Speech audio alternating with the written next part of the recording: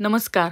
आज आपण एकदम सोप्या पद्धतीने चीज गार्लिक ब्रेड कसा बनवायचा याची रेसिपी पाहणार आहोत. चला तर रेसिपीला सुरुवात करूयात. इथे मी एका बाउलमध्ये साधारण 2 चमचे सॉल्टेड बटर घेतलेले आहे. आता आपण यावर थोडासा ऑर्गॅनो घेणार आहोत. थोडेसे आपण चिली फ्लेक्स घेतलेले आहेत. बारीक चिरून घेतलेली कोथिंबीर ॲड केली आहे व 4 ते 5 पाकळ्या लसूण इथे मी किसून घेतलेला आहे. आता आपण हे सर्व व्यवस्थित मिक्स करून घेऊयात.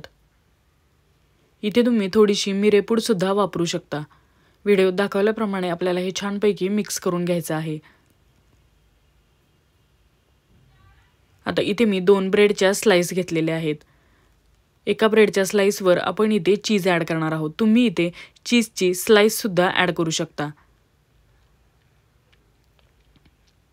व्हिडिओत दाखवल्याप्रमाणे आपल्याला हे चीज व्यवस्थित स्प्रेड करून घ्यायचं आहे.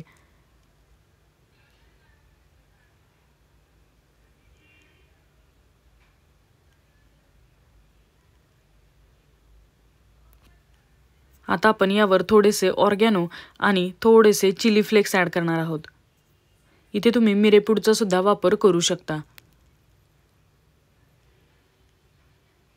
ऑर्गॅनो आणि चिली फ्लेक्स ॲड करूयात.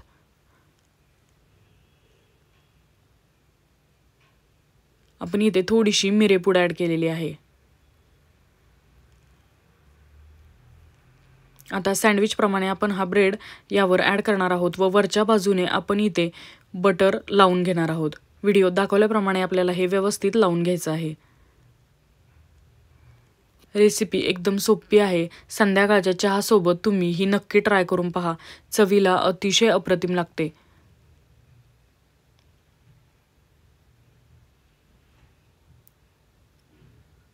एका बाजूला आपण हे सर्व व्यवस्थित लावून घेणार आहोत. यानंतर इथे मी एक पॅन गरम करायला ठेवलाय. पॅन गरम झाला की आपण ज्या बाजूने बटर लावले ती बाजू आपण खाली ठेवणार आहोत व वरच्या बाजूने पुन्हा एकदा हेच मिश्रण आपण व्यवस्थित ब्रेडवर स्प्रेड करून घेणार आहोत. गार्लिक आणि बटरचं जे मिश्रण आहे ते सुद्धा आपण वरच्या बाजूने पुन्हा एकदा लावून घेऊयात व दोन्ही बाजूने गोल्डन ब्राऊन होईपर्यंत आपल्याला हा ब्रेड व्यवस्थित टोस्ट करून घ्यायचा आहे.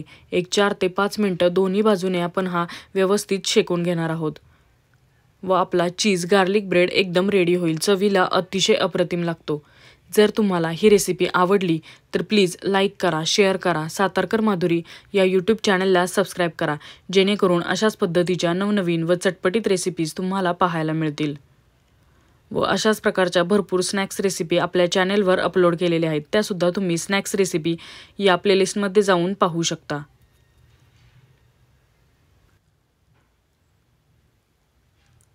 जर तुम्हाला ही रेसिपी आवडली तर प्लीज कमेंट करून सांगायला विसरू नका. धन्यवाद.